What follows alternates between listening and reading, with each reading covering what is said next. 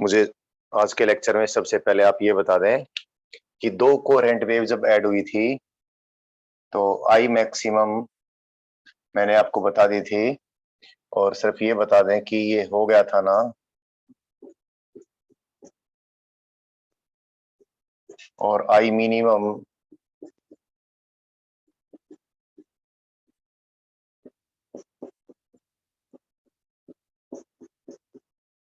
ये I think ये हो गया था, है ना।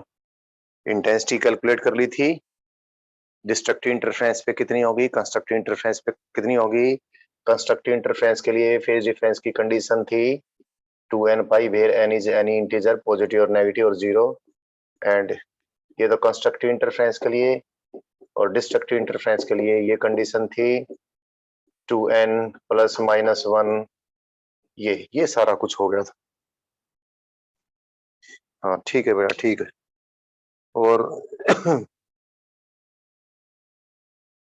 Okay okay okay okay okay okay okay युक्ति, स्वयं, अनु, आयुष, ऑल हैव रिटन।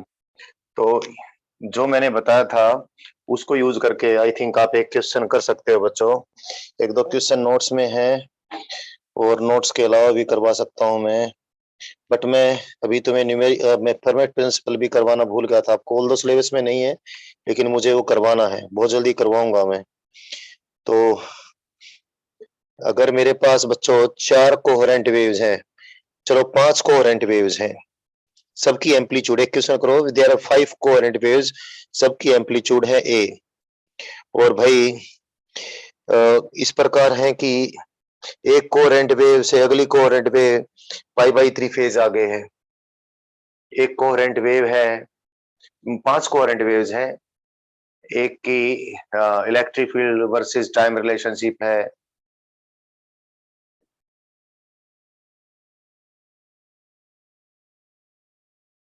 एक तो ये है,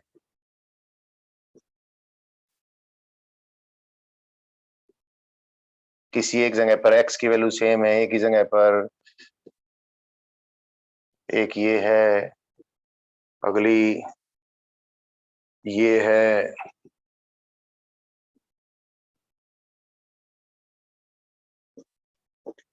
चुगली ये है,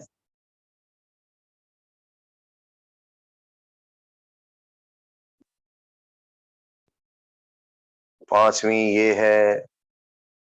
These 5 coherent waves,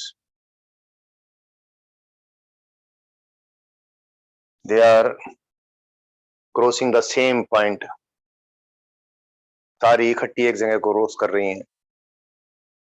ठीक है बच्चों, तो एक्चुअली तो बच्चों सारी एक ही जगह पर इकट्ठी क्रॉस करेंगी तो ये सब एक्स थोड़े थोड़े थोड़े थोड़े डिफरेंट होंगे।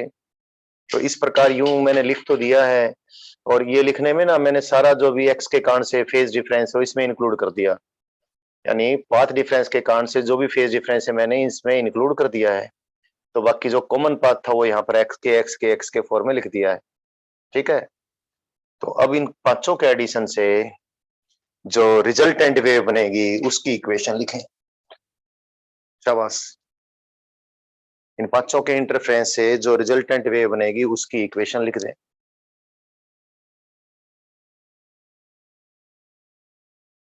इलेवेंथ क्लास में भी ये सिखाया आपको, जब superposition of waves 11th class में सिखा रहा था।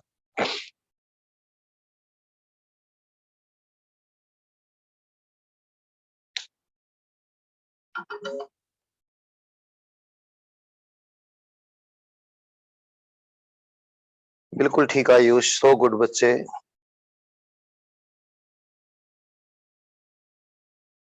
बिल्कुल बिल्कुल।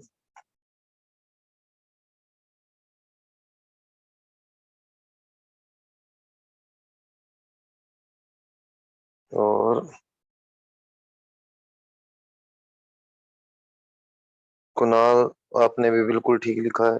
आयुष एक बार तुम जो तुमने एक्सप्रेशन लिखी है उसको एक बार चेक कर लो।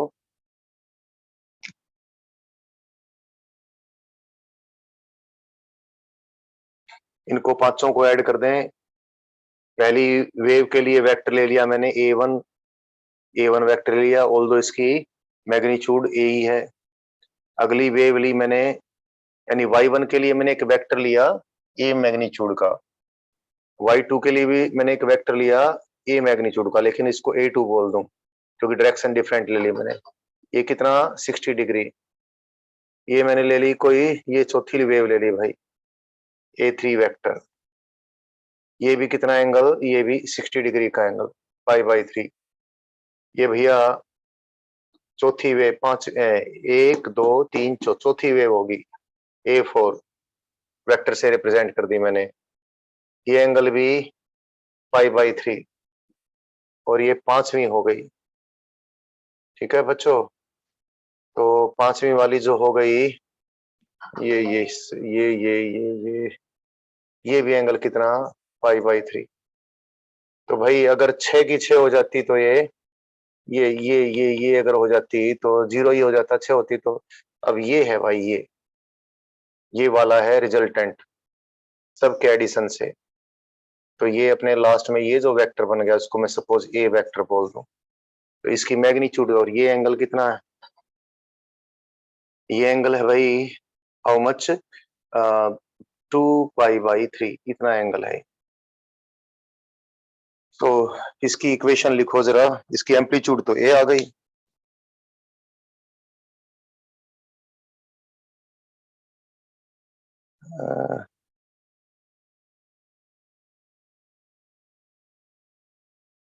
नहीं नहीं नहीं नहीं नहीं, तुम्हारी पहले वाली ठीक थी यार। अब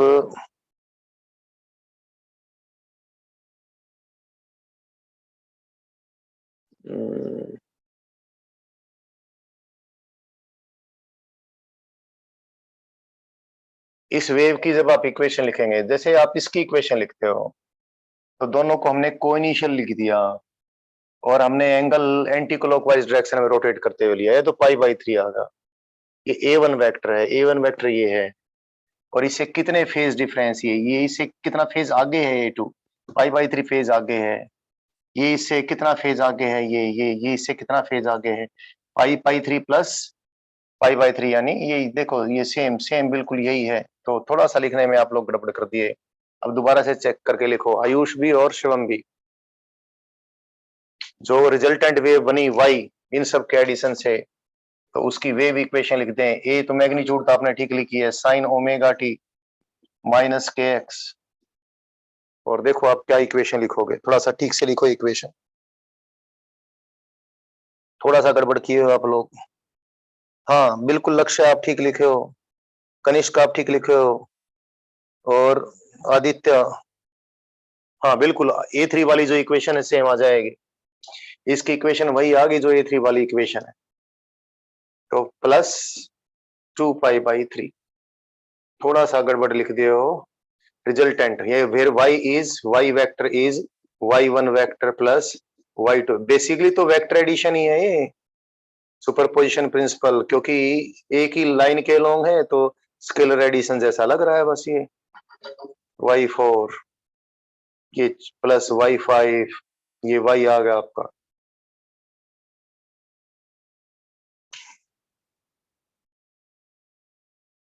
हाँ शिवम अब आपका ठीक है, और आयुष आपका भी ठीक है। हाँ आयुष अब ठीक है आपका, तो बिल्कुल, तो थोड़ा ध्यान रखना पड़ेगा आपको। 11th में भी करवाया था, 12th में भी ये करवा दिया है। ऐसा एक बार IIT जब एडवांस अलग नहीं होता था, एक ही स्क्रीनिंग के बाद एग्जाम होता था जो, उसमें आया हुआ है, शायद एक से ज्यादा बार भी आया हुआ हो। बच्चों अब कुछ बेसिक बात कर लेते हैं क्योंकि उसकी हमें बार बार जरूरत पड़ेगी। ये कोई सोर्स S1 है, ये सोर्स S2 है, Δ1 माइनस Δ2 कुछ भी रहा हो, किसी जगह पे यहाँ से चलने वाली दो वेव्स पहुंची, सारा फेज डिफरेंस मिला कर, phase difference between the waves at the sources and phase difference due to optical path difference, सारा कुछ मिलाकर मान लिया ये कोई जगह ऐसी है जिस जगह पर फेज डिफरेंस 0 है. You know, the phase difference at a point is phase difference between the waves at the source is plus 2 pi by lambda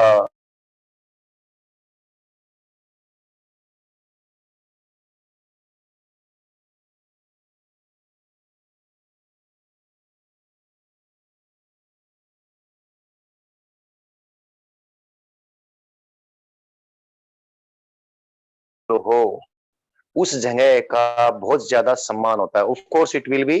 अगर साउंड वेव्स का इंटरफेरेंस है तो यहाँ पर बड़ी लाउड साउंड सुनाई देगी, और ऑप्टिकल वेव्स का इंटरफेरेंस है तो यहाँ पर जबरदस्त लाइट दिखाई देगी, यानी बहुत ब्राइट लाइट होगी. यहाँ पर जिस जगह पर फेज डिफरेंस 0 हो, जिस जगह पर फेज डिफरेंस 2 पाई हो, जिस जगह पर फेज डिफरेंस -2 पाई हो, जिस जगह पर फेज डिफरेंस 4 पाई हो, जिस जगह पर फेज डिफरेंस -4 पाई हो, उन सब जगह पर कंस्ट्रक्टिव इंटरफेरेंस होगी.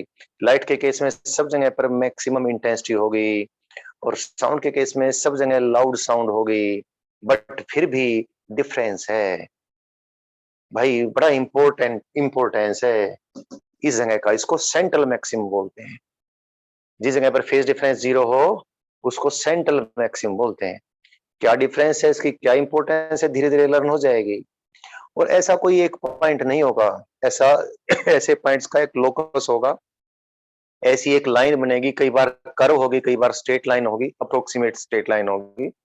तो उस कर्व को, उस स्ट्रेट लाइन को, या यूं कह लीजिए locus of all the points at which the superposing waves meet in zero phase difference condition is called central maximum. I repeat, the locus of all such points where the interfering waves meet in zero phase difference condition is called central maximum. Central maximum. Central maximum का मतलब ये बिल्कुल ना समझना वो point जो interference pattern के centre पे है, ना ना ना ना. ध्यान रखना, सेंट्रल मैक्सिमम का यही सम्मान है, यही इसकी डेफिनेशन. सम्मान है, कारण आपको पता चल जाएगा. और जिस जगह पर फेज डिफरेंस, जिस जगह पर फेज डिफरेंस भाई, जिस जगह पर फेज डिफरेंस होगा कितना, डेल्टा फाई इक्वल टू 2 पाई होगा. अगर इधर 2 पाई लेंगे तो इससे नीचे एक साइड में अगर पॉजिटिव फेज डिफरेंस लेंगे तो दूसरी साइड में नेगेटिव फेज डिफरेंस कहेंगे, क्योंकि इस साइड में अगर x2 - x1 पॉजिटिव तो इस साइड में फिर x2 - x1 नेगेटिव हो जाएगा. तो कोई फर्क नहीं पड़ता है वैसे, बस ये क्योंकि हमने एक साइड में अगर फ्रिंजेस को नंबरिंग दें, या अगर मान लिया डिस्टेंस भी काउंट करें, इसको ओरिजिन ले लें, अगर ये डिस्टेंस काउंट करें, इसका वाई कोऑर्डिनेट पॉजिटिव लेंगे तो इसका वाई कोऑर्डिनेट नेगेटिव लेंगे, तो इस प्रकार की बात है. इसको फर्स्ट मैक्सिमम कहेंगे, इसको फर्स्ट मैक्सिमम कहेंगे. सेंट्रल मैक्सिमम के दोनों और फर्स्ट मैक्सिमम है. कंडीशंस क्या क्या होंगी, कैसा इंटरफेरेंस पैटर्न होगा, ये भैया सारा कुछ डिपेंड करेगा कि कोहेरेंट सोर्सेज का अरेंजमेंट कैसा है. फिर भी एक डेफिनेशन हम करके चलते हैं. मतलब मैं आपको बताऊं कि सेंट्रल फ्रिंज जरूरी नहीं सेंट्रल मैक्सिमम हो. ये तो मैंने भाई इधर भी फर्स्ट मैक्सिमम है, इधर भी फर्स्ट मैक्सिमम है, ये कंसीडर करके किया है कि सपोज इंटरफेरेंस पैटर्न ऐसा है, कोहेरेंट सोर्सेज का ऐसा अरेंजमेंट है कि सेंट्रल मैक्सिमम तो फ्रिंज पैटर्न के बीच में बैठता है जी, उधर भी फ्रिंजेस हैं, इधर भी फ्रिंजेस है. जरूरी नहीं ऐसा हो, जरूरी नहीं ऐसा हो, धीरे धीरे आपको पता चल जाएगा. फिर भी डेफिनेशन कर लेते हैं बच्चों. If the interfering waves meet at a curve or a straight line in 2 pi phase 2 plus minus 2 pi phase difference condition, plus minus 2 pi phase difference condition, then the locus of such points, locus of such points, ऐसा जरूर नहीं एक ही locus हो, दो भी हो सकते हैं. तो locus of such points are called, R बोल रहा है मैंने, are called first maximum. या फिर ये बोलूं, सॉरी मैंने जब कर्व और स्ट्रेट लाइन बोल दिया तो लोकस नहीं बोलना चाहिए था, अब मिक्स हो गई चीज समझाने के चक्कर में. Locus of all such points at which the superposing waves meet in a phase difference condition of 2 pi और -2 pi is called first maximum, उसको फर्स्ट मैक्सिमम बोलते हैं। दो हैं तो आर कार्ड बोल दूंगा, शायद समझ गए हो गए। और एक बात और भी समझ गए हो गए, इन दोनों के बीच में x2 माइनस x1 की वैल्यू इस प्रकार अरेंज हो जाएगी कि फेज डिफरेंस कितना होगा, इधर होगा पाई तो इधर होगा माइनस पाई। तो आप इसको आराम से बोल सकते हो। इन पॉइंटों को क्या बोलोगे? इसको बोलोगे फर्स्ट मिनिमम। मेरे ख्याल से मैंने और कुछ नहीं बोलना चाहिए। सेकंड मैक्सिमम फेज डिफरेंस 4 पाई, सेकंड मैक्सिमम फेज डिफरेंस -4 पाई, फर्स्ट मिनिमम वगैरह वगैरह। इस प्रकार से आपका फ्रिंज पैटर्न बनेगा। डेफिनेशन फर्स्ट मैक्सिमम की, फर्स्ट मिनिमम की यही रहेगी। वो अलग बात है इंटरफ्रेंस पैटर्न में क्या दिखेगा क्या नहीं दिखेगा, किस प्रकार की या जो जो जो कोहेरेंट सोर्सेज है उसका अरेंजमेंट हमने बनाया है, उस पे बहुत कुछ डिपेंड करने वाला है। बट ये डेफिनेशन बतानी थी, ये बता दी है बच्चों। ठीक, अब आगे बढ़ जाते हैं। तो तुमने एक चीज तो खास देख ही ली है, बार बार मैंने बोला भी है कि इस पे बहुत कुछ मायने रखेगा कि हमने कोहेरेंट सोर्सेज कैसे बनाई है। वही तो सारा खेल है, वही तो हमने करना है। बट क्योंकि हम एक चीज कर चुके बच्चों, हम ये कर चुके कि resultant intensity is equal to I1 plus I2 plus 2 into square root I1 I2 into cos delta phi. ये हम कर चुके हैं। और ये भी कर चुके, this is A1 square plus, इससे ही तो ये निकाला था, plus A2 square plus 2A1 A2 and cos delta phi, इस सारे का स्क्वायर रूट। तो ये सारा कुछ हम कर चुके हैं। यहाँ पर एक चीज बता दें, ये तो मैंने इसलिए ऐसा किया है कि कुछ एक question, a few questions are like that, that is the different, that is the coherent waves are of different amplitude, different intensity. ठीक है, पहले तो एक बात कर दें क्लियर कि कोहेरेंट वेव्स का सुपरपोजिशन जब हो, अगर एक वेव और दूसरी वेव की एम्पलीट्यूड में काफी ज्यादा डिफरेंस है तो इंटरफेरेंस पैटर्न का कॉन्ट्रास्ट बिल्कुल खराब हो जाएगा। कॉन्ट्रास्ट खराब होने का मतलब क्या है? इंटेंसिटी मैक्सिमम और इंटेंसिटी मिनिमम की इंटेंसिटी लेवल में अगर ज्यादा डिफरेंस नहीं है तो हो सकता है ऑब्जर्वर कोई ऐसा हो जो ठीक से ऑब्जर्वेशन ना कर पा रहा हो, या ऑब्जर्व करवाने वाला हमारा इंस्ट्रूमेंट बढ़िया ना हो, तो हो सकता है उसको मिनिमम और मैक्सिमम में फर्क ही ना नजर आए। फॉर एग्जांपल मैंने मैक्सिमम और मिनिमम बता दिया था भैया, आई मैक्सिमम बताया था कितना, आई मैक्सिमम बताया था I1 का स्क्वायर रूट प्लस I2 का स्क्वायर रूट, इसका होल स्क्वायर। और आई मिनिमम बताया था मैंने क्या, आई ये बताया था मैंने। तो एक क्वेश्चन करना है आपने अभी फटाफट। सपोज दो कोहेरेंट वेव्स सुपरपोज कर रही हैं कहीं, और जहां पर जिस रीजन में वो सुपरपोज कर रही है, यस वन अदर थिंग, जो पूरा पैटर्न है जो भी हमें दिखाई देगा, जिस पूरे अरेंजमेंट में हमने एक चीज देखी थी आपने, कई चीजें हैं यहाँ पर ठीक से ऑर्गेनाइज नहीं कर पाता कई बार मैं बातों को, कौन सी पहले बताऊं कौन सी बात बताऊं। फेज डिफरेंस 0 था साहब, फेज डिफरेंस पाई था साहब, फेज डिफरेंस 2 पाई था, बीच में और भी फेज डिफरेंस होंगे, फेज डिफरेंस 3 पाई था, ऐसे इधर फेज डिफरेंस माइनस पाई था, और क्या -2 पाई था, -3 पाई था। तुम सोचोगे कैसे लिख रहा हूं मैं, अभी आपको एक्चुअल अरेंजमेंट करवाऊंगा तो सब समझ में आ जाएगा। तो आपको अल्टरनेटली ब्राइट डार्क, ब्राइट अगर लाइट है तो ब्राइट बहुत ब्राइट रीजन, फिर डार्क रीजन नजर आएगा, फिर ब्राइट नीचे नजर आएगा, फिर डार्क रीजन नजर आएगा। तो एक पूरा पैटर्न बन जाएगा अनइवन इंटेंसिटी डिस्ट्रीब्यूशन का। इस पैटर्न को हम इंटरफ्रेंस पैटर्न बोलते हैं। तो जो भी इंटरफ्रेंस पैटर्न बनेगा, उस इंटरफ्रेंस पैटर्न में मैक्सिमम इंटेंसिटी और मिनिमम इंटेंसिटी के बीच अगर बहुत ज्यादा अच्छा खासा अंतर होगा, ठीक ठाक अंतर होगा, तो ही हम इंटरफ्रेंस पैटर्न को ऑब्जर्व कर पाएंगे।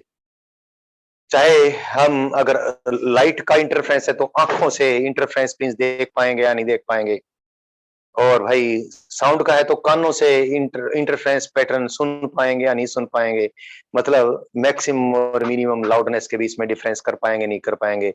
या फिर हमारे पास कोई डिटेक्टर है, कानों के लिए भी हीरिंग एड है, आंखों के लिए व्यूइंग एड है। तो जैसे माइक्रोस्कोप से बहुत बार इंटरफेरेंस पैटर्न देखते हैं, बिल्कुल पतली पतली फ्रिंजेस होती हैं। तो जो भी हमारे पास डिटेक्टर है, वो डिटेक्टर भी अगर इंटरफेरेंस पैटर्न को ऑब्जर्व करे तो उसको भी तो उस डिटेक्टर की सहायता से भी तो हमें मैक्सिमम और मिनिमम इंटेंसिटी के बीच में ठीक ठाक अंतर तो दिखाना चाहिए। तो एक क्वेश्चन कर लीजिए कि भाई A1 तो है बच्चों, A1 तो है यार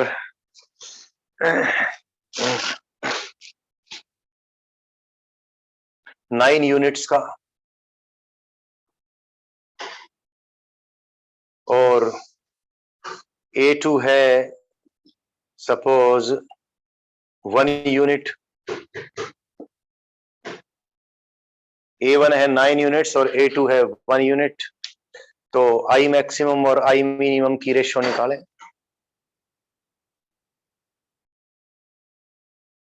I मैक्सिमम और I मिनिमम की रेशियो निकालें। शाबाश शाबाश।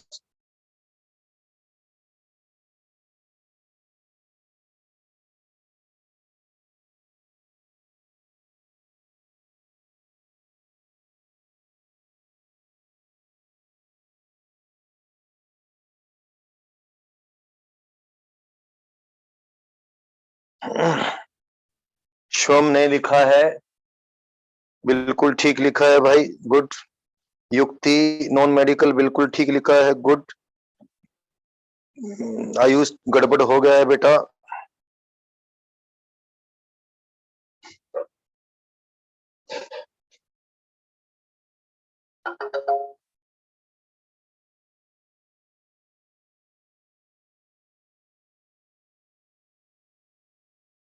नहीं, आपका आपका आपका आपका आपका ठीक है आयुष, और बच्चों का गलत है। आयुष आपका ठीक है, आयुष आपका ठीक है और बच्चों का गलत है, मैं ठीक से नहीं देखा। देखो बच्चों, I1 का स्क्वायर रूट 9 के तो प्रोपोर्शनल होगा, और I2 का स्क्वायर रूट, इंटेंसिटी का स्क्वायर रूट मतलब एम्पलीट्यूड। भाई इंटेंसिटी का स्क्वायर रूट मतलब कोई कांस्टेंट गुना में एम्पलीट्यूड।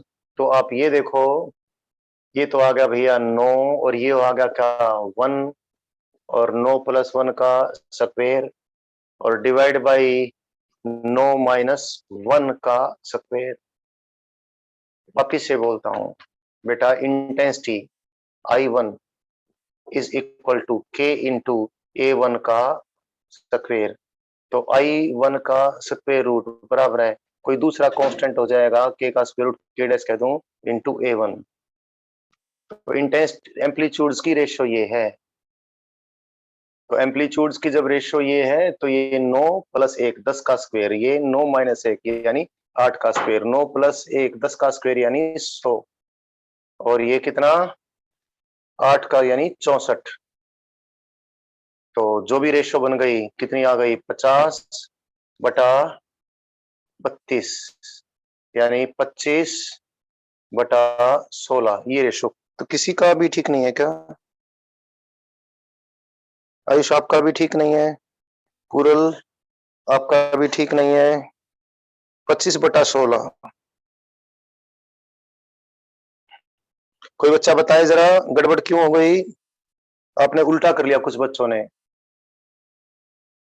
ये क्वेश्चन अगर ऐसा होता क्या I1 होता भाई 9 यूनिट और I2 होता 1 यूनिट, फिर कुछ बच्चों का ठीक होता।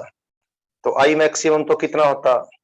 I मैक्सिमम तो होता भैया 3 + 1 का स्क्वायर, और I मिनिमम होता 3 - 1 का स्क्वायर।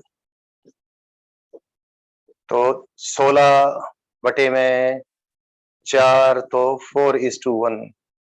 युक्ति नॉन मेडिकल, शिवम मेडिकल, एक दो बच्चे ये किए हैं। तो ध्यान रखना आपने, मैंने A1 A2 दिया था, तो ये बात आ गई बच्चों। 4:1 अगर 1 है तो इसमें भी ठीक ठाक कॉन्ट्रास्ट बन जाता है। 25:16 में कॉन्ट्रास्ट बन तो जाएगा लेकिन बहुत बढ़िया कॉन्ट्रास्ट नहीं होगा। एक थोड़ी सी बात बतानी थी और क्वेश्चन है वो तो मैंने आपको करवाने थे। और अगर तो थोड़ा ध्यान रखना है, जो इंटरफीरिंग वेव्स होंगी उनकी एम्पलीट्यूड की रेशो बहुत ज्यादा नहीं हो। अगर भाई दोनों लगभग बराबर ही हैं तो मिनिमम इंटेंसिटी तो नियरली 0 होगी और मैक्सिमम इंटेंसिटी तो एक वेव की इंटेंसिटी के 4 टाइम्स होगी। अभी करेंगे भी हम। अगर A1 A2 बराबर हैं, if A1 A2 are equal, तो मैक्सिमम इंटेंसिटी तो क्या हो जाएगी 4 times the intensity of either one of the waves and minimum intensity हो जाएगी 0। तो कॉन्ट्रास्ट जो होगा वो इनफाइनाइट कॉन्ट्रास्ट होगा, यानी I maximum to I minimum infinite आएगा, यानी बहुत ज्यादा रेशियो आएगी। तो भाई इंटरफेरेंस की कंडीशंस में, प्रैक्टिकल कंडीशंस में ये बात भी होती है क्या, इंटरफीरिंग वेव्स की इंटेंसिटीज में बहुत ज्यादा डिफरेंस नहीं होना चाहिए। इंटरफीरिंग वेव्स की इंटेंसिटी में अगर बहुत ज्यादा डिफरेंस हो जाएगा तो इंटरफेरेंस तो होगा बट उसको ऑब्जर्व करने की प्रैक्टिकल डिफिकल्टी होगी, क्योंकि contrast of the pattern will die out, contrast खराब हो जाएगा। एक बहुत स्पेशल केस है, स्पेशल केस, उसको अलग से भी आप कर सकते हो बट चलो डायरेक्ट यहां से कर लें। क्या A1 equal to A2 equal to A और I1 equal to I2 equal to I, किसी भी एक वेव की इंटेंसिटी को मैंने I, ये एक्चुअली मैं I इसको लिख दिया, तो अब मैं इसके लिए क्या सिंबल बनाऊं, चलो I नोट सिंबल बना दिया। I नोट फिर उसके लिए हो जाता है कई बार, तो यहाँ पर मेरे पास और कोई चारा नहीं है, इसको I नोट सिंबल बना देता हूँ। इसको मैं A नोट सिंबल बना दिया। तो आप ये देखो कि A की तो जो वैल्यू हो जाएगी कितनी हो जाएगी भाई, ए की वैल्यू भी निकाल लें और आई की वैल्यू भी निकाल लें, कोई खास बात नहीं है। ए स्क्वायर कॉमन बाहर आ जाएगा, ए नॉट स्क्वायर कॉमन बाहर आ जाएगा, स्क्वायर रूट होकर ए हो जाएगा और 2 भी इसके अंदर आ जाएगा और 1+2 कॉस, 2 भी मैंने कॉमन ले तो लिया ही है, 1+ कॉस डेल्टा फाई, ये सारा कुछ आ गया। You know this is what, this is what, ये this is 2a naught into cos square root हो जाएगा स्क्वायर का cos पाई बाई 2, तो रिजल्टेंट एम्पलीट्यूड तो इतनी आ जाएगी। अगर दोनों इनकोहेरेंट वेव्स सेम एम्पलीट्यूड की हैं तो इंटरफेरेंस के बाद रिजल्टेंट वेव कितनी एम्पलीट्यूड होगी, और रिजल्टेंट वेव की है तो एम्पलीट्यूड का स्क्वायर कर दो या यहाँ से कर दो इंटेंसिटी कितनी हो जाएगी I प्लस आई यानी 2I नॉट, तो ये और 2I नॉट, ये 2I नॉट कॉमन निकाल लिया, 1+ cos delta phi, so I is equal to 4I naught into cos square delta phi by 2। Maximum और मिनिमम की वही कंडीशन है सेम, आप देख सकते हो। I विल बी मैक्सिमम कितनी 4I नॉट, I मैक्सिमम कितनी होगी 4I नॉट, और कहां पर होगी, जहां पर ये चीज कोस 5/2 +1 हो या -1 हो, स्क्वायर होने पे सब 1 हो जाएगा। तो कोस की वैल्यू +1 या -1 कब होती है, जब एंगल कितना हो, एंगल हो n पाई, यानी फेज डिफरेंस फिर कितना हो जाएगा, दोबारा वही कंडीशन आ गई 2n पाई। तो जब फेज डिफरेंस 2n पाई होगा तो इंटेंसिटी मैक्सिमम होगी और मैक्सिमम इंटेंसिटी 4I नॉट होगी। ये बहुत इंपॉर्टेंट है, अक्सर यही केस आता है, तकरीबन क्वेश्चन इसी पे सेट होते हैं, इस पे कम होते हैं, अलग अलग एम्पलीट्यूड वाले कम होते हैं, अलग अलग एम्पलीट्यूड वाले कम होते हैं, सेम एम्पलीट्यूड वाले ज्यादा होते हैं, लेकिन अलग अलग एम्पलीट्यूड के भी करवाने थे। सेम एम्पलीट्यूड के करवा के अलग से डेरिवेशन करवा के मैं अलग अलग का करवाता, उस पर आप फोकस नहीं करते, ये करवा दिया फिर इस पे भी फोकस आपका आसानी से हो जाएगा, इस पे 3 तुक्के मार देंगे आराम से फोकस हो जाएगा। और आई मिनिमम भी देख लीजिए, आई मिनिमम तो 0 हो ही गया है, आई मिनिमम तो 0 हो ही गया, जब ये 0 हो जाएगा तो आई मिनिमम 0 हो जाएगा, और ये 0 कब होगा, जब ये एंगल कितना हो 5/2 हो, तो तो this is equal to n pi by 2 n, लेकिन ध्यान रखना है पाई बाई 2 का, पाई बाई 2 का कैसा हो, ये कितना हो, क्या बोलूं मैं, ध्यान रखना पड़ेगा, लेकिन पाई बाई 2 का ओड इंटीग्रल मल्टीपल होना चाहिए, नहीं तो फिर पाई हो जाएगा तो फिर गड़बड़ हो जाएगी। सो दिस इज दिस, तो डेल्टा फाई कितना, delta phi odd integral multiple of pi, तो वहां पर डिस्ट्रक्टिव इंटरफेरेंस का वही कंडीशन है, लेकिन फिर भी एक बार बतानी थी बच्चों, ज्यादा बार बार वही चीज आ रही है, बट ये एक बार बतानी तो पड़ती है। मैक्सिमम एम्पलीट्यूड, वही एम्पलीट्यूड जब भी हम लेते हैं मैक्सिमम लेने के लिए, भाई इसकी हमने पॉजिटिव वैल्यू लेनी होगी और 2a नॉट, और मिनिमम एम्पलीट्यूड, मैक्सिमम एम्पलीट्यूड इसकी एब्सोल्यूट वैल्यू का मैक्सिमम लेना होता है, और मिनिमम एम्पलीट्यूड कितनी, 0, माइनस नहीं, एम्पलीट्यूड माइनस है प्लस है, एम्पलीट्यूड जो भी मैक्सिमम वैल्यू होती है उसकी एब्सोल्यूट वैल्यू लेनी होती है। -2a नॉट का मतलब है वाइब्रेशन अपनी नेगेटिव एक्सट्रीम पे है, +2a नॉट वाइब्रेशन अपनी पॉजिटिव एक्सट्रीम पे है, तो amplitude maximum +2a not, minimum 0, intensity maximum 4i not. तो बच्चों वैसे तो सारी ये थ्योरी हमने कर दी है, बट यहाँ पर जो क्वेश्चन हम लोग करते हैं इस पे ज्यादा सेट होते हैं, और हर प्रकार का फार्मूला तो आपने याद रखना है, ये भी आप याद रखोगे, लेकिन यहाँ पर एक गड़बड़ हो जाती है, वो बतानी जरूरी है।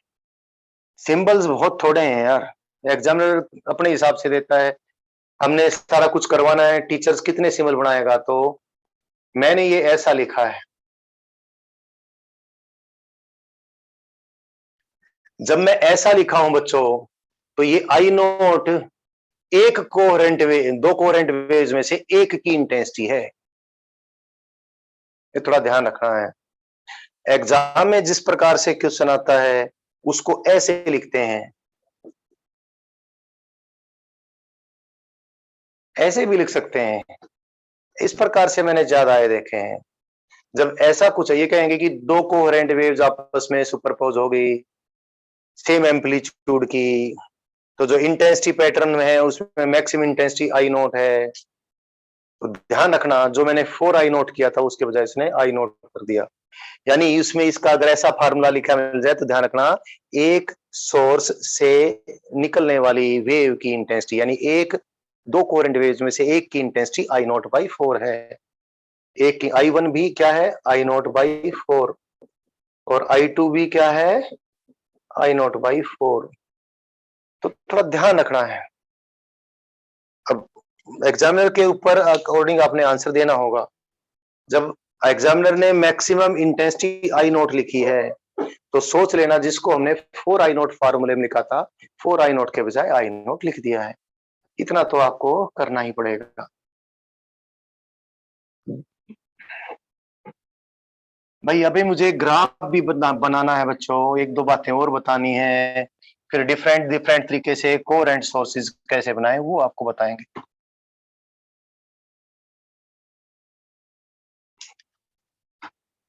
मैं अगर intensity versus phase difference graph बनाऊं, इसको intensity curve of interference of to coherent waves भी बोल देते हैं। तो मैक्सिमम इंटेंसिटी तो कितनी बच्चों, मैक्सिमम इंटेंसिटी तो है square root I naught plus square root ये इसका स्क्वायर, और मिनिमम इंटेंसिटी है कितनी, ये भी आपको मालूम है, आई नोट का square root minus whatever I से, मैंने लिख ठीक दिया है। फेज डिफरेंस 0, पाई, माइनस पाई,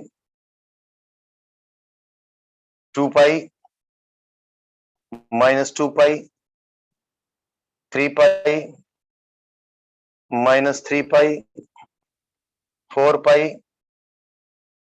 -4 pi, 5 pi, -5 pi, 6 pi, -6 pi, ये ऐसे लाइन खींच दूं बच्चों में, जिससे कि ग्राफ प्लॉट करने के लिए आसानी हमारे पास रहे। Cosine square graph, sine square graph. अब मैथ वाले बच्चे तो 11th अपने वैसे ही काफी सीख गए होंगे, लेकिन अगर मैथ वाले बच्चे नहीं, यानी मेडिकल वाले बच्चे हैं, तो उनको मैंने भी सिखा रखा है 11th क्लास में, सिंपल हार्मोनिक मोशन में जब हमने एनर्जियों का ग्राफ प्लॉट किया था।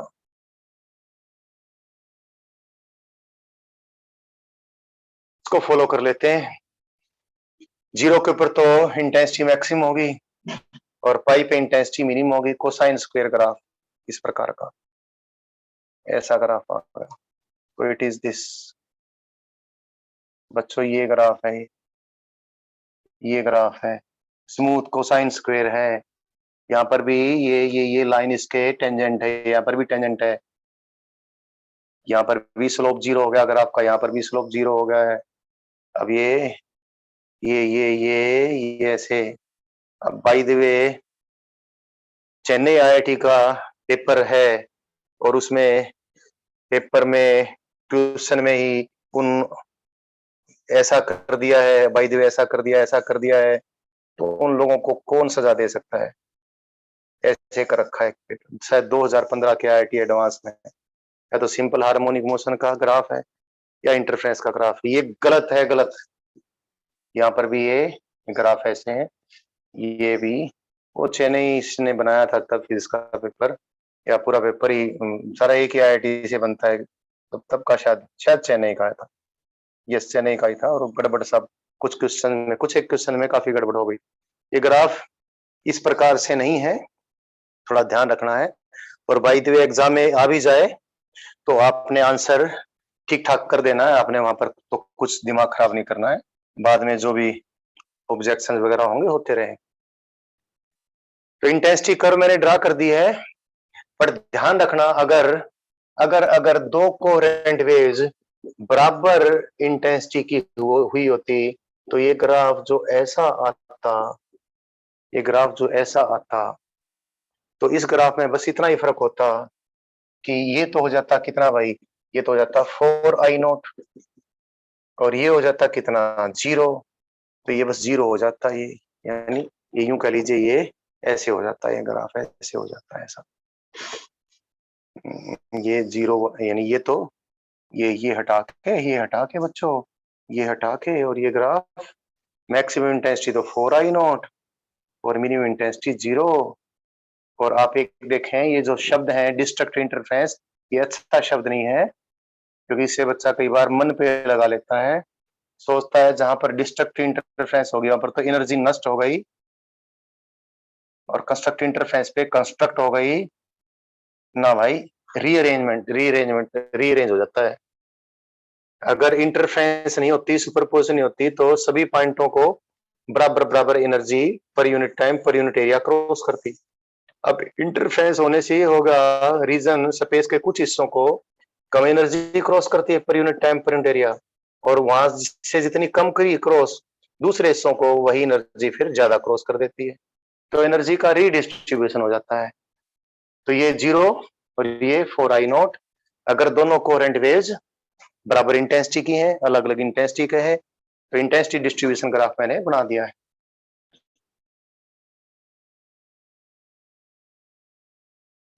एक बात और भी बतानी है, फिर उसके बाद YDSC हम करते हैं।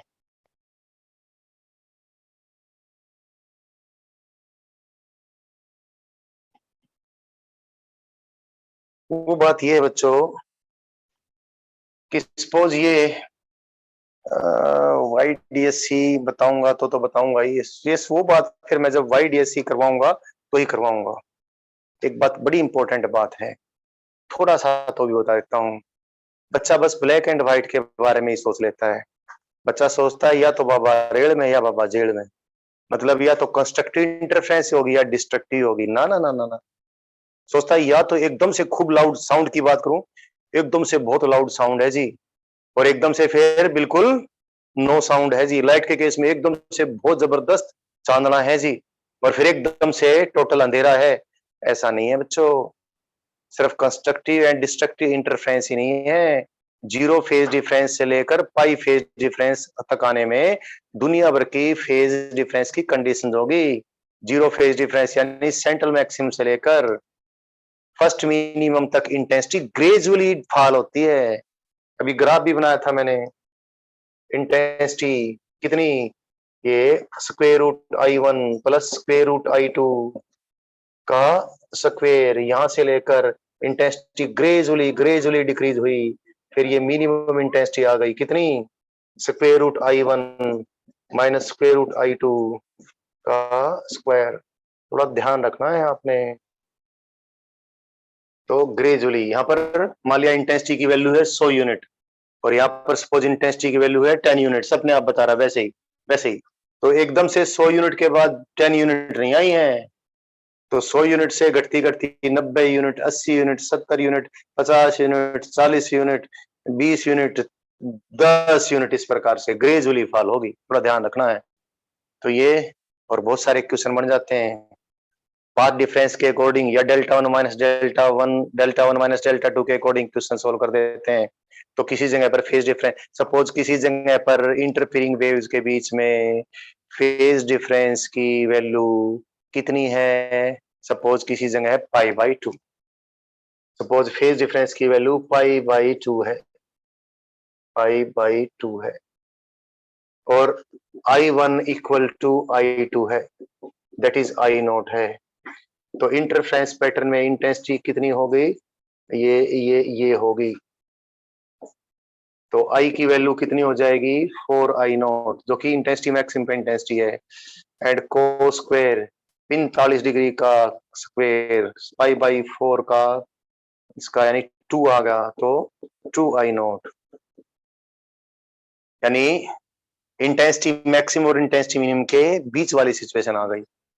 इंटेंसिटी मिनिमम पे तो इंटेंसिटी 0 होगी, इंटेंसिटी मैक्सिमम पे 4I0 होगी, बीच में 0 होगी, तो ये वाली सिचुएशन।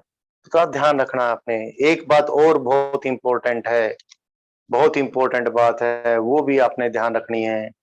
अगर वेव्स कोहेरेंट नहीं है, सपोज दो वेव्स हैं, although they are of same frequency, same frequency की है यानी सेम कलर की है भाई, ठीक, एक की इंटेंसिटी थी I1, दूसरे की इंटेंसिटी थी I2, लेकिन delta one minus delta two time के साथ बदलता रहता है, मतलब phase difference between the waves eight there sources is changing with time, यानी वेव्स जिस जगह को सुपरपोज कर रही हैं वहां पर वो क्या नहीं बनाएंगी, इंटेंसिटी डिस्ट्रीब्यूशन जो भी अनइवन होगा वो सस्टेन्ड नहीं होगा।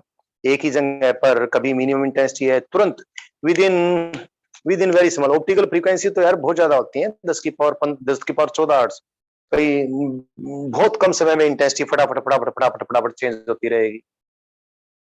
तो कुल मिलाकर किसी भी जगह पर आप देखोगे, आप सोच के बताओ क्या बोलोगे, अगर नॉन कोहेरेंट वेव्स हैं, एक की इंटेंसिटी I1, एक की इंटेंसिटी है I2, तो जहां पर इंटेंसिटी मैक्सिमम होना चाहिए वहां पर इंटेंसिटी कितनी होगी, और जहां पर इंटेंसिटी मिनिमम होना चाहिए वहां पर इंटेंसिटी कितनी होगी, जल्दी से बता दो। शाबाश बच्चों।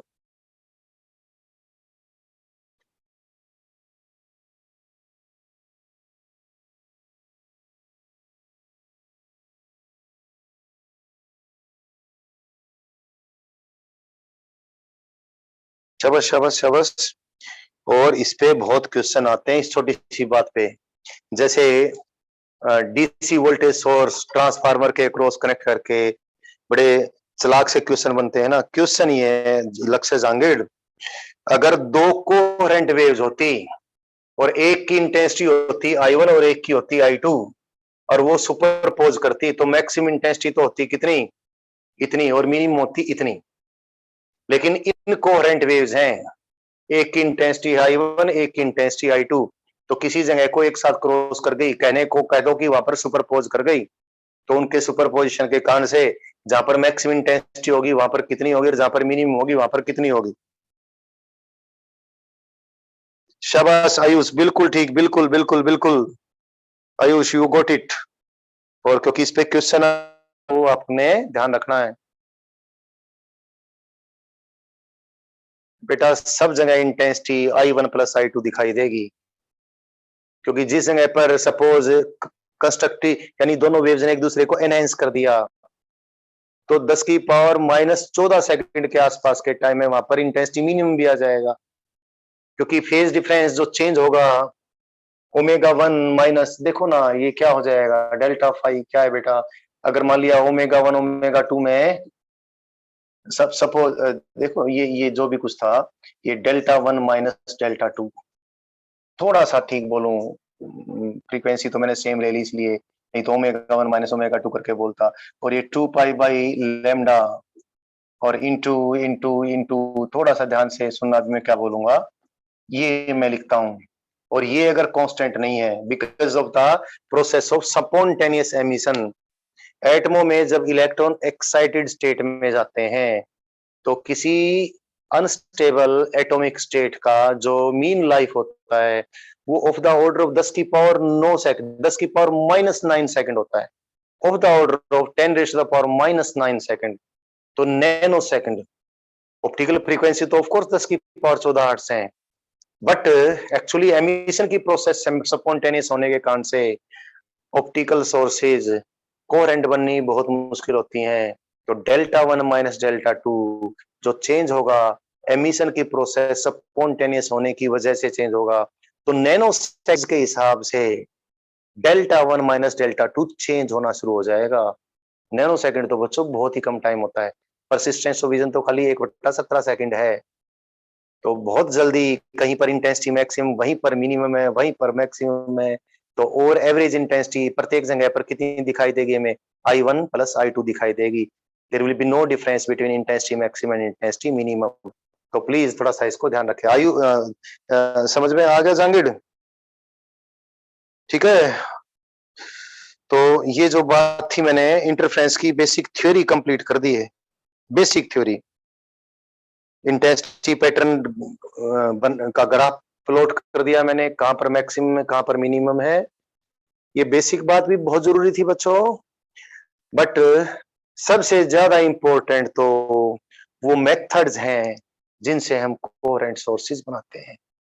साउंड का इंटरफेरेंस ऑब्जर्व करना मुश्किल नहीं है, मतलब मुश्किल प्रैक्टिकल डिफिकल्टी होंगी, उसमें भी अपनी अलग तरीके की होंगी, प्रैक्टिकल डिफिकल्टी उसमें भी होंगी अलग तरीके की, बट कोहेरेंट सोर्सेज बनाना कोई मुश्किल काम नहीं है। मैं ही अगर वक्ता हूं और मैं ही हूं, और मैंने जो माइक जोड़ रखा है और जोड़ भी रखा है, और इस माइक को 2 स्पीकर से कनेक्ट कर दें, तो दोनों स्पीकर से जो साउंड आएगी वो कोहेरेंट साउंड आएगी साहब। तो साउंड की तो कोहेरेंट सोर्स बनाना मुश्किल नहीं है, क्योंकि मेरा जो एमिशन है, ये जो मैं बोल रहा हूं, ये कोई स्पॉन्टेनियस नहीं है कि भैया कभी किसी एक एटम से इलेक्ट्रॉन जंप करेगा, किसी दूसरे एटम से इलेक्ट्रॉन जंप करेगा, तो डिफरेंट जो ऑप्टिकल सोर्सेज उनमें कोई फेज रिलेशन नहीं है। या तो जिंदल साहब जब बोलेंगे तो बोलेंगे, नहीं बोलेंगे तो चुप हो जाएंगे। तो ये थोड़ा साउंड की कोहेरेंट सोर्स बनाना आसान है, लाइट की कोहेरेंट सोर्स बनाना मुश्किल है, और लाइट की कोहेरेंट सोर्सेज पे ही आपके तकरीबन तकरीबन क्वेश्चन है। साउंड के भी होंगे तो उसी थ्योरी को यूज करके बन जाएंगे, बट साउंड की ऑब्जर्वेशन से रिलेटेड अपनी डिफिकल्टी है, कोहेरेंट सोर्स बनाने से रिलेटेड डिफिकल्टी नहीं। तो मैंने बेसिक बात बता दी है, अब मैंने ये YDSC करवाना है बच्चों। YDSC में अभी आज अगर शुरू करवाता हूं तो मैं 2 घंटे की क्लास लेने की सोच रहा था, लेकिन एक बार मुझे कुछ काम आ गया है, तो कल मैं आपकी 2 घंटे की तो लूंगा ही लूंगा, अगर तुम लोग परमिट करोगे 2 घंटे से फालतू की क्लास ले लूंगा। आज मैं क्लास अभी, क्योंकि अभी मैं YDSC शुरू करूंगा, अधूरा बीच में छोड़ दूंगा, उसका कोई फायदा नहीं होगा। आज की क्लास ऑफ कर देता हूँ बच्चों, और ध्यान रखना आगे से बिल्कुल रेगुलर मैं क्लास ले सकूं, स्कूल की भी रेगुलर लगे, यहाँ पर भी रेगुलर लगे, बहुत जल्दी आपका सिलेबस कंप्लीट हो जाएगा। गुड नाइट बच्चों। आयुष, ऑफ कर दो बेटा क्लास।